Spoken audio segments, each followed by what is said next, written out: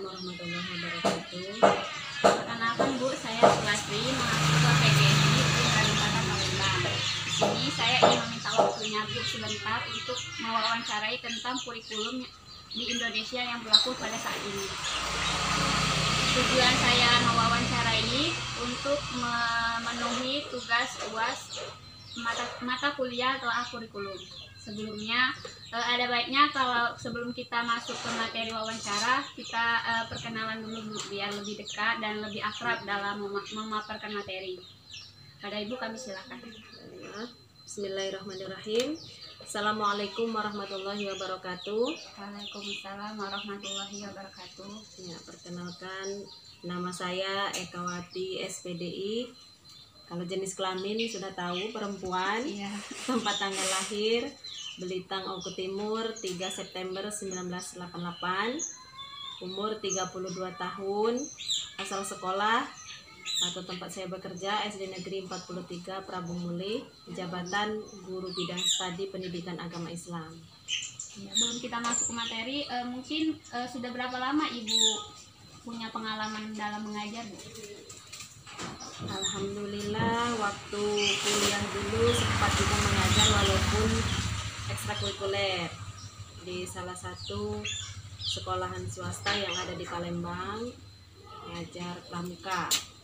Setelah itu, setelah lulus 1 tahun mengajar di Belitang, Oku Timur, mengajar di MIN, Madrasah Ibtidaiyah Negeri dan Madrasah Sanawiyah.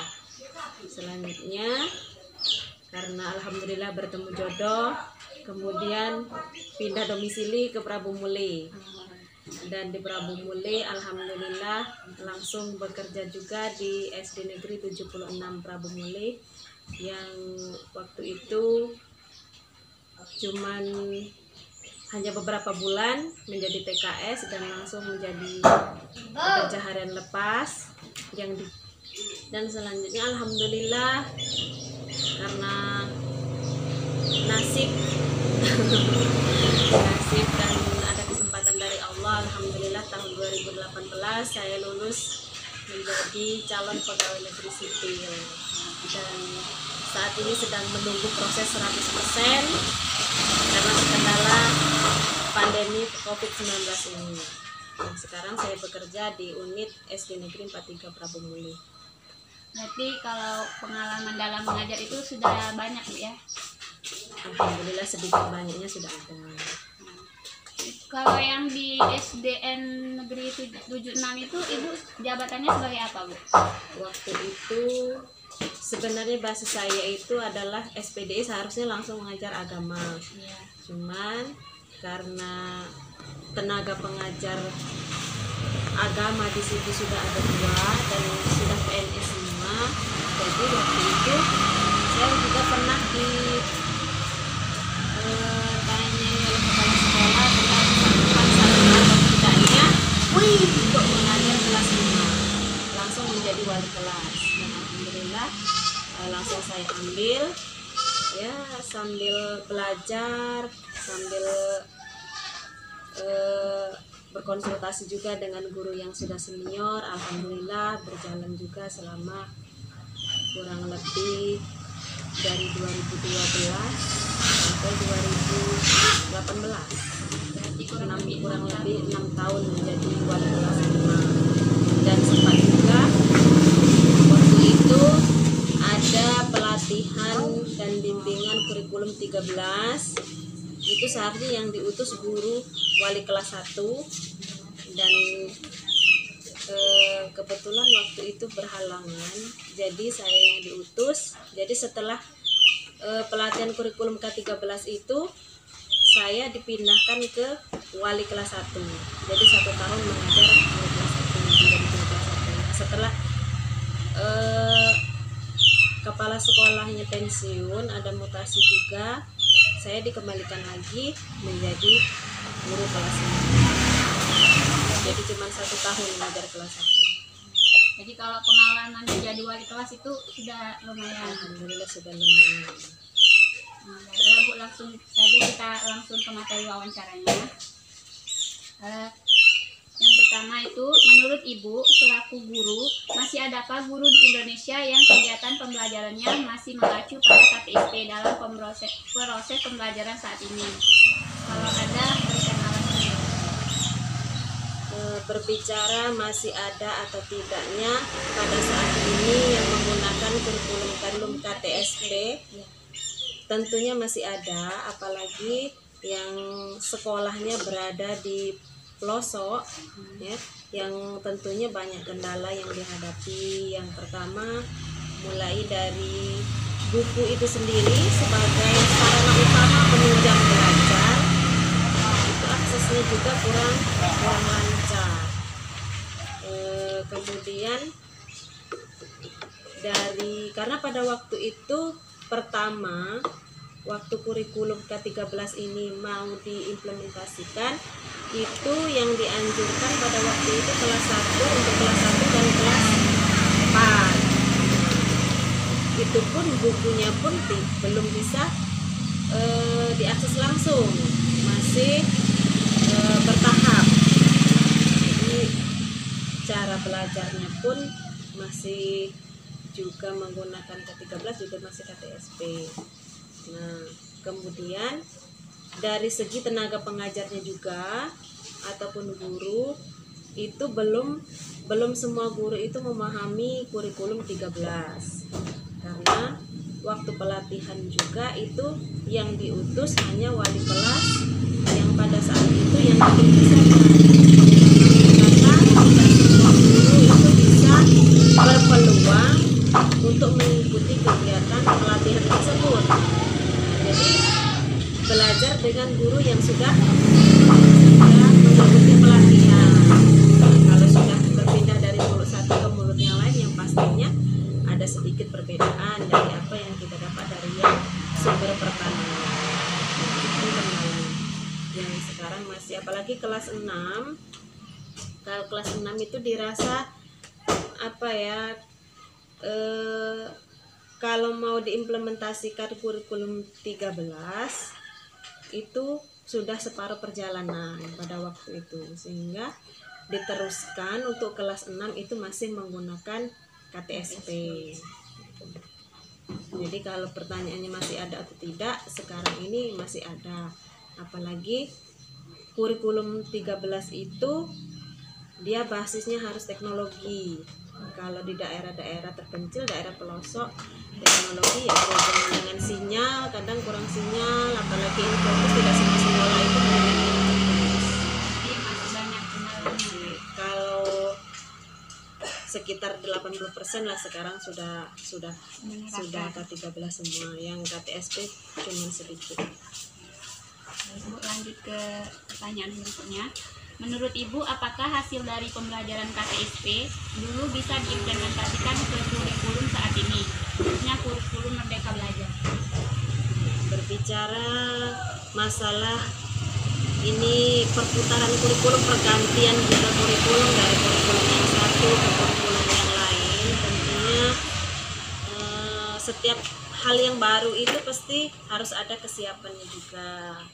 Nah, hasil pembelajaran dari KTSP, kan KTSP itu memiliki ciri-ciri, kalau kita lihat secara cakupan materi itu lebih dijelaskan ataupun dijabarkan secara rinci, mulai dari pengertian, ruang lingkup, semuanya itu tertuang di dalam buku itu secara runtut.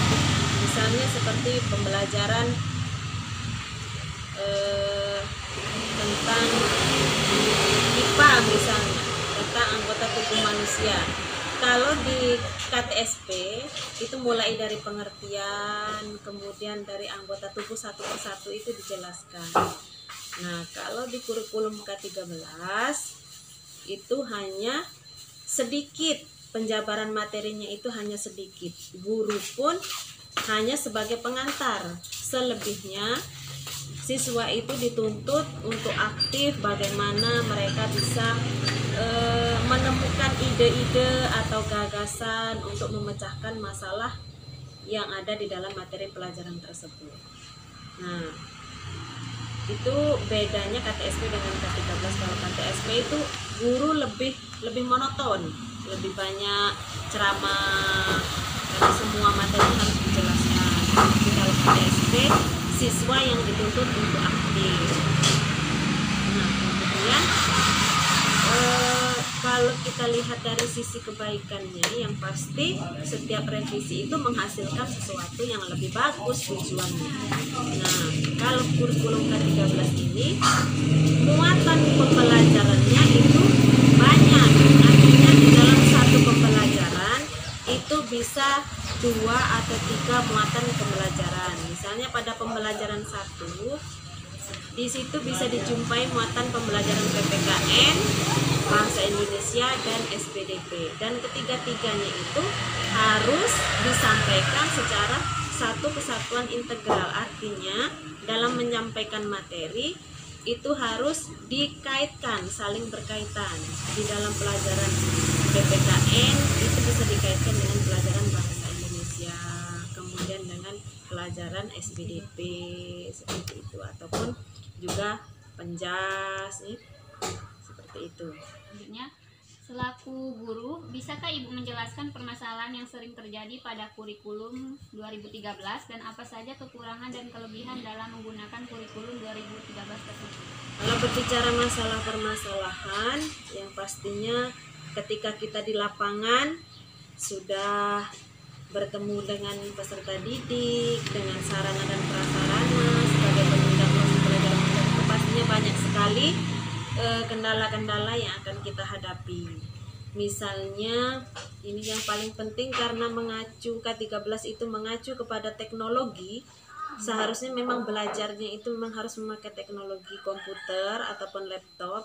Nah, di situ kendalanya media pendukung pembelajarannya itu masih belum memanfaatkan teknologi, karena mungkin hanya sekolah yang ada di kota-kota yang semua prasarana dan prasarananya itu sudah lengkap. Kalau seperti di sekolahan pelosok kita tahu sendiri, mau sekolah aja sudah alhamdulillah muridnya ya. Sebenarnya dengan pemanfaatan teknologi ini sebenarnya lebih menarik, karena dalam menyajikan materi itu kita bisa menampilkan slide-slide secara langsung melalui infokus ya. Misalnya kalau pelajaran agama itu seperti tata cara sholat. Nah, itu di dalam pembelajaran kita bisa menayangkan langsung mulai dari gerakan pertama. Jadi yang bisa dilihat itu bukan hanya gambar yang diam, yang mantap, tapi bisa bergerak, langsung bisa bergerak. Nah, itu sebenarnya lebih merangsang pemikiran siswa untuk lebih tertarik lagi dalam belajar. Nah, kembali lagi, kalau misalnya ada yang sekolahan di pelosok itu sudah ada medianya, cuman kendalanya terkadang juga berurusan dengan listrik. Yang namanya berurusan dengan listrik, yang di daerah itu kadang sering mati lampu sehingga tidak bisa memanfaatkan media yang seharusnya bisa ditampilkan menggunakan infokus. Jadi kembali lagi, jadi kalau sistem ceramah itu belum bisa sama sekali 100% mau dihapuskan, itu tidak bisa.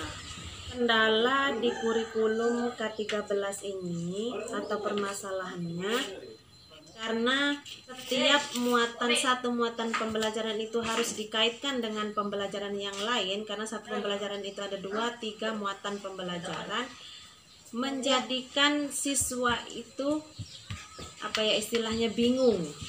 Nah, kalau di KTSP bab 1 pembahasan misalnya tentang anggota tubuh manusia itu dibahas langsung habis. Nah, bedanya dengan K13, kalau K13 itu pembelajaran muatan pembelajaran di pembelajaran 1 itu dijumpai lagi nantinya di pembelajaran 3 ataupun pembelajaran 4. Nah, itu ketemu lagi sehingga membuat siswa itu bingung. Sebenarnya hari ini apa yang kita pelajari? Apakah kita ini belajar bahasa Indonesia ataukah belajar PPKN? Nah, dan itu pun guru tidak boleh menyampaikan kepada siswa, hari ini kita belajar ini. Nah, namun siswa itu dituntut berpikir supaya dia mengetahui hari ini itu yang dipelajari apa. Nah, kita sebagai guru harus pandai memancing, merangsang pemikiran siswa tersebut. Nah, pada akhir pembelajaran, waktu refleksi kita tanya, sebenarnya yang kita bahas, yang kita pelajari hari ini adalah pelajaran apa. Sebelum siswa menyebutkan, guru tidak boleh menyebutkan, supaya siswa tersebut menyadari dengan sendirinya sesungguhnya apa yang sudah saya dapatkan, yang sudah saya pelajari. Jadi ada K13 itu siswa sangat dianjurkan harus aktif, karena K13 itu yang jadi pusat itu adalah siswa atau student center. Baik, pertanyaan selanjutnya. Dalam pelaksanaan kurikulum 2013 di setiap sekolah tentunya ada program yang bertujuan untuk mendukung PPK atau penguatan pendidikan karakter. Nah, menurut Ibu, cara memilih program yang tepat untuk diterapkan di sekolah itu bagaimana? Dan apakah ada kriteria yang harus dipenuhi dari pusat? Berkaitan dengan PPK atau pendidikan penguatan pendidikan karakter, itu merupakan program yang sekarang memang sedang digencar-gencarkan oleh pemerintah, yang wajib dilaksanakan di setiap sekolah-sekolah.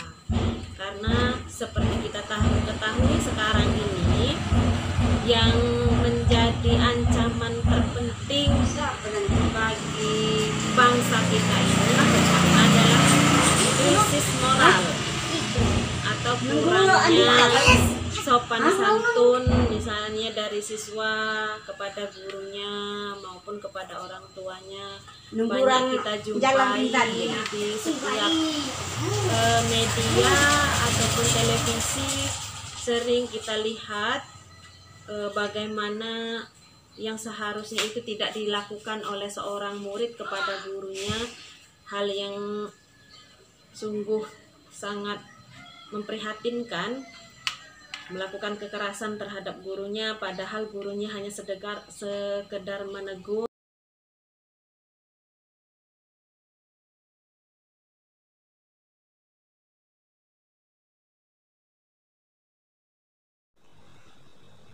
Jadi PPK sudah diterapkan di setiap sekolah, terutama sekolah yang ada di SD 43 Prabu Muli.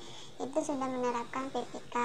Seperti sebelum belajar itu menanamkan sikap religius, yaitu berdoa sebelum belajar, menyanyikan lagu wajib nasional, sikap nasionalisme, gotong royong, membersihkan kelas selama 5 menit. Jika ada sampah yang terlihat di lingkungan sekolah, langsung membuangnya di kotak sampah.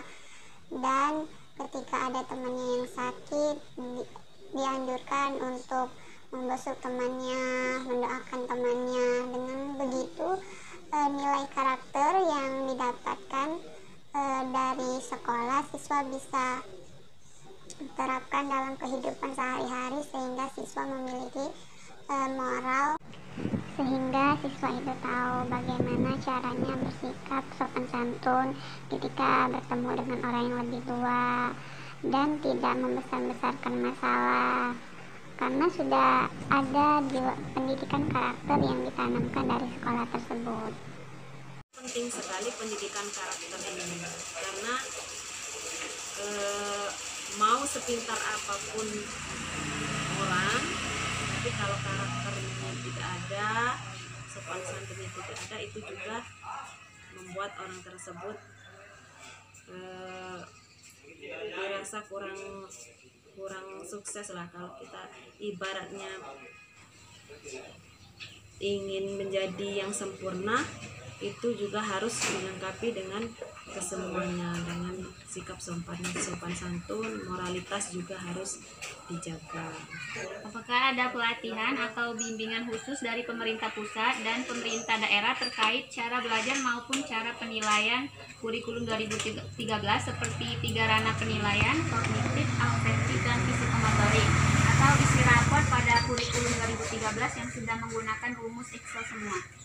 Ya.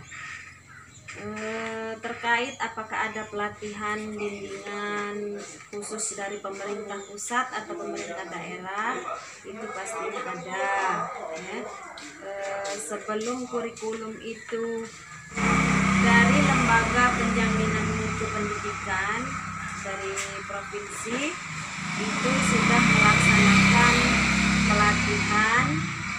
pelatihan khusus yang waktu itu masih diikuti oleh satu sekolah, itu mengutus 2 orang guru kelas 1 dan guru kelas 4 untuk mengikuti pelatihan K13 bagaimana cara belajar menurut kurikulum K13 ini, kemudian juga bagaimana cara penilaian mulai dari afektif, kognitif, dan psikomotorik.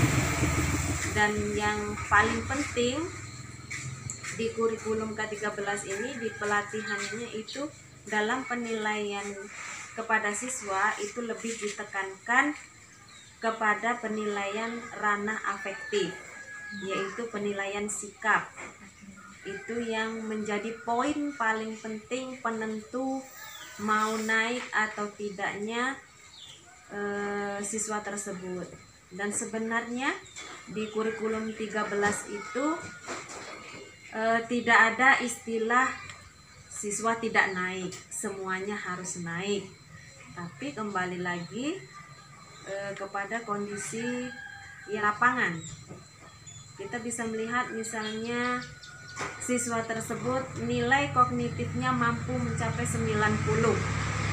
Tapi ketika kita melihat dari ranah afektif, siswa tersebut misalnya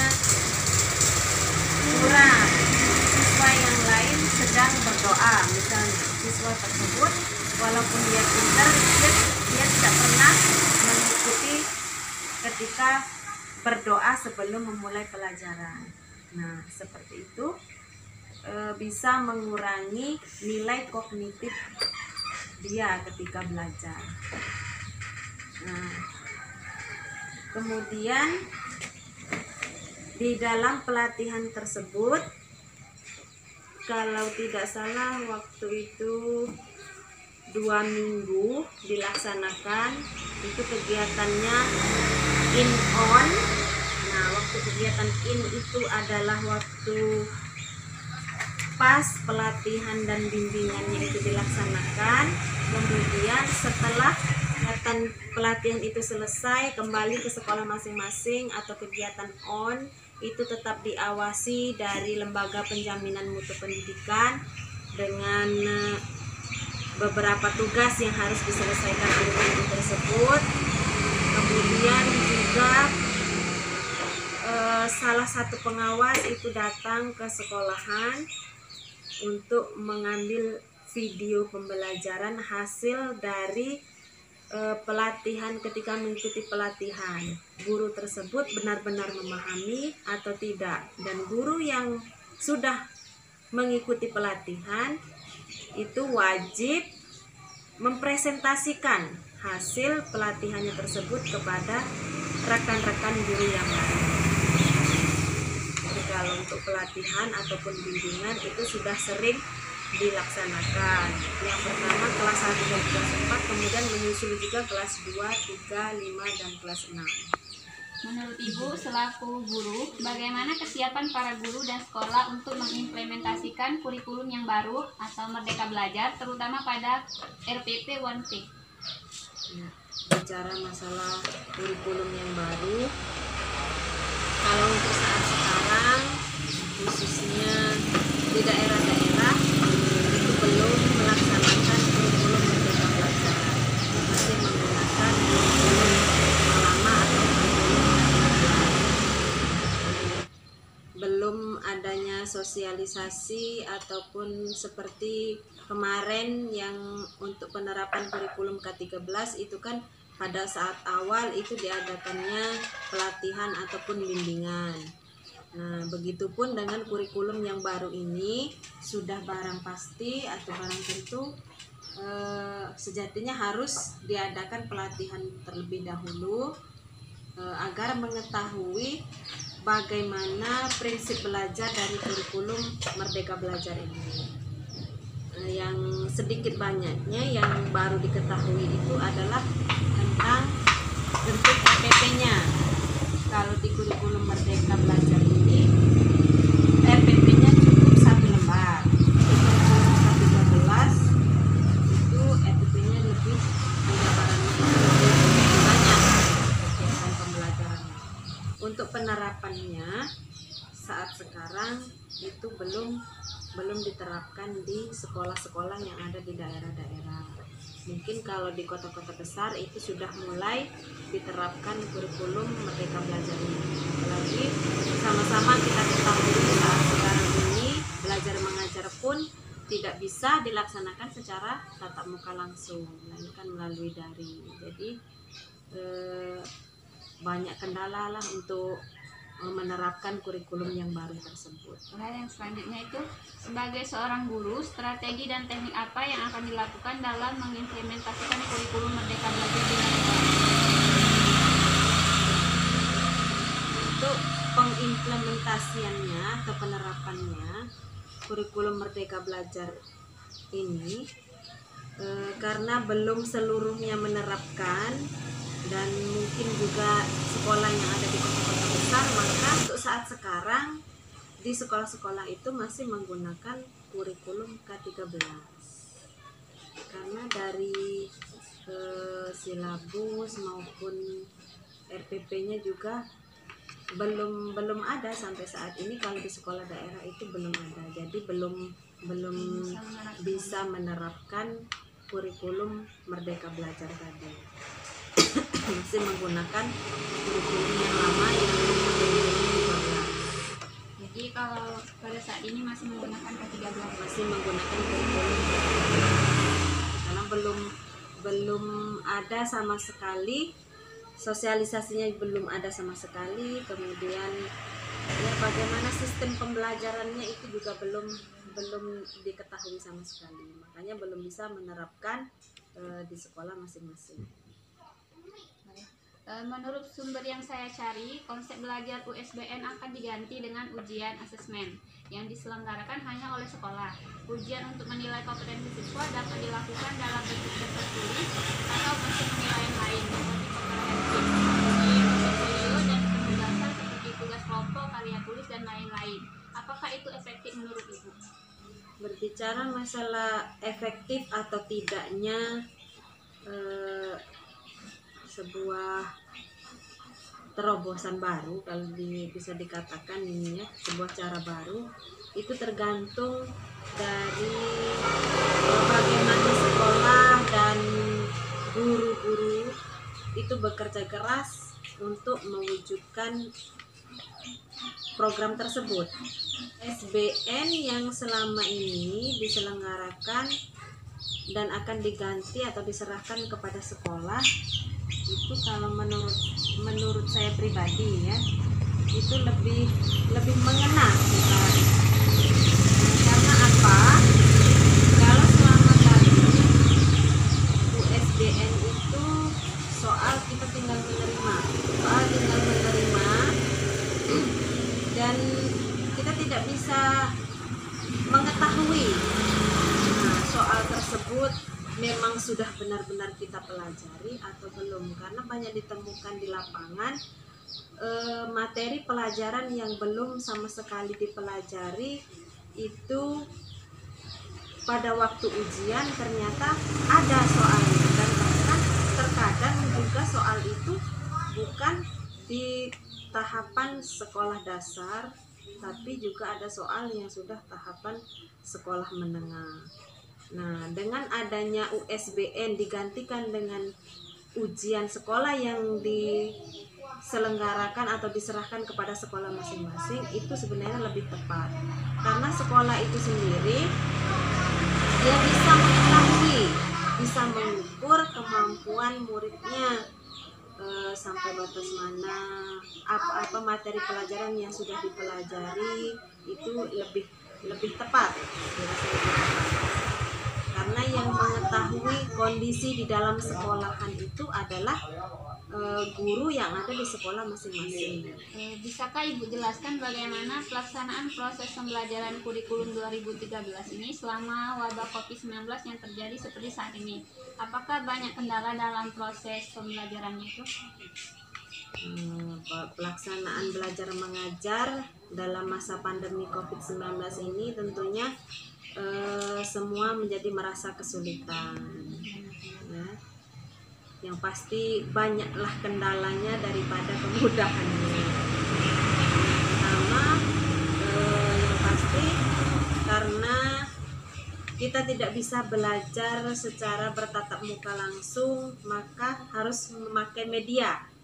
Nah, media ini melalui HP. Nah, yang menjadi kendala kalau di kota memang sudah merata semuanya ada HP. Cuman kalau di daerah-daerah atau daerah terpencil, daerah pelosok, itu tidak semua siswa itu memiliki HP. Sehingga kesulitan ketika guru tersebut memberikan tugas ataupun menyampaikan materi, sehingga hanya siswa yang memiliki alat komunikasi saja yang bisa mengerjakan tugas yang diberikan dari guru. Kemudian untuk siswa yang tidak memiliki alat komunikasi seperti HP, ya tidak bisa, karena juga mau bertatap muka langsung tidak mungkin kita guru mendatangi satu persatu siswa yang tidak ada HP, sedangkan kita dituntut untuk di rumah saja, bekerja pun dari rumah saja, belajar dari rumah saja.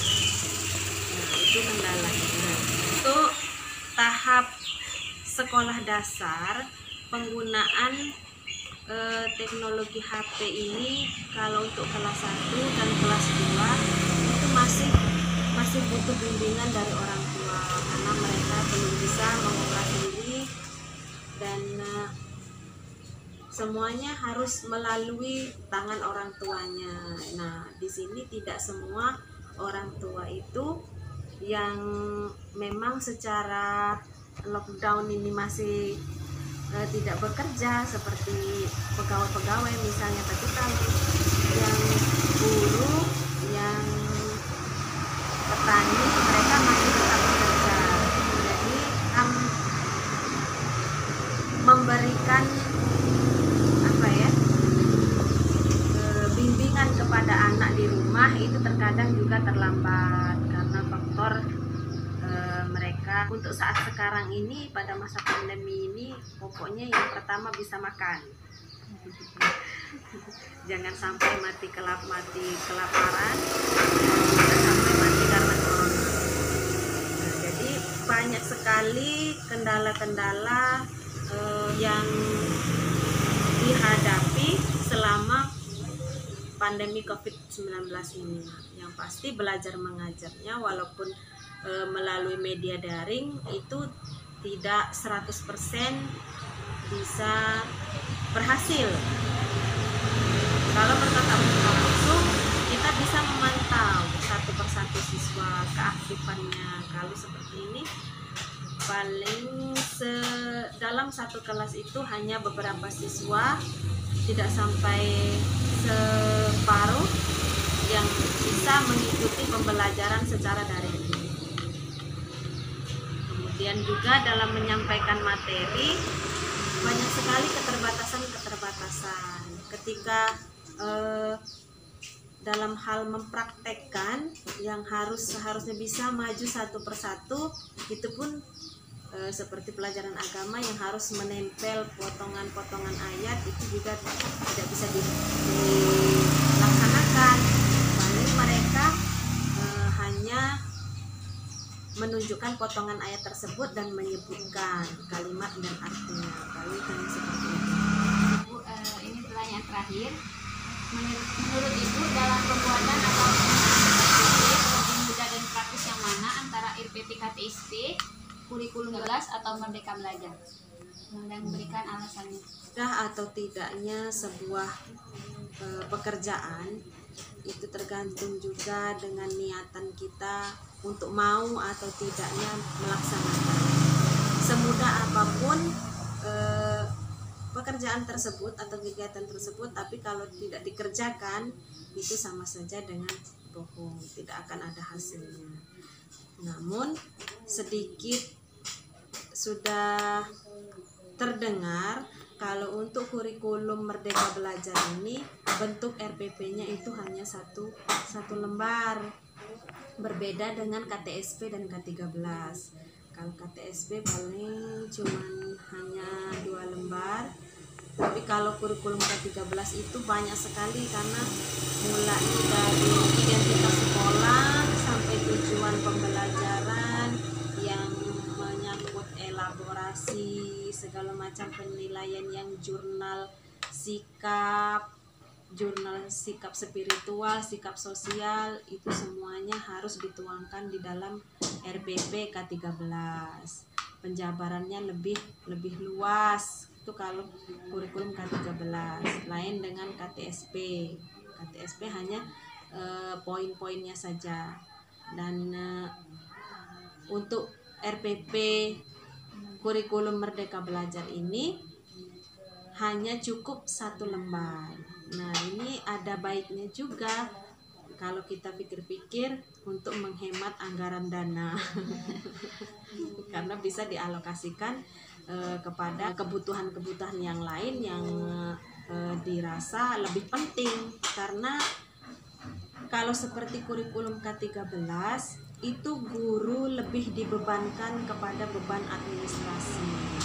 Bagaimana mau fokus mengajar kalau beban administrasi pembelajarannya itu lebih banyak, harus setiap harinya harus mengisi jurnal sikap sosial dan spiritual murid. Satu persatu murid harus diawasi. Bahkan ketika istirahat pun guru itu tidak bisa istirahat, masih harus tetap memperhatikan peserta didik.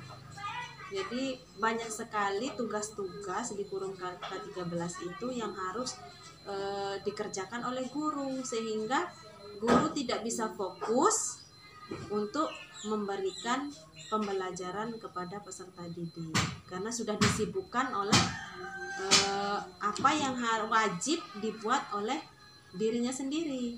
Jadi murid itu dikesampingkan, bisa menjadi nomor 2. Alangkah baiknya jika memang pembuatan RPP itu bisa diminimalisir, mungkin memang lebih baik kalau RPP itu hanya dibuat misalnya 1 semester itu cukup 1 lembar. Karena yang paling penting itu adalah penerapannya.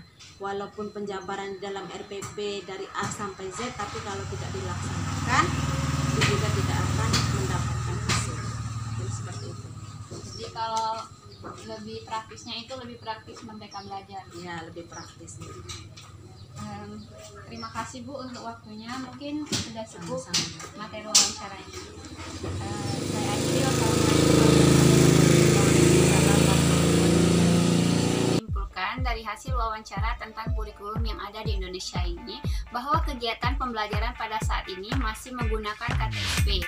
Untuk beberapa sekolah yang ada di daerah masih menggunakan KTSP karena kurangnya pelatihan kurikulum 2013 dan setiap sekolah hanya 2 guru yang ikut pelatihan sehingga menyebabkan kurangnya pemahaman terhadap kurikulum 2013 tersebut.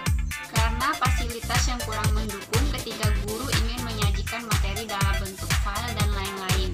Sehingga itu juga menjadi salah satu kendala dalam penerapan kurikulum 2013. Untuk PPK sudah diterapkan pada setiap sekolah, seperti baca doa sebelum belajar, menyanyikan lagu kebangsaan nasional, dan lain-lain. Sedangkan kurikulum Merdeka Belajar untuk saat ini belum diterapkan karena belum juga ada imbauan dari pemerintah tentang kurikulum Merdeka Belajar tersebut. Sehingga jika di daerah-daerah, terutama daerah pelosok, belum menerapkan kurikulum Merdeka Belajar tersebut, pelaksanaan belajar mengajar dalam masa pandemi COVID-19 ini sangat tidak efektif.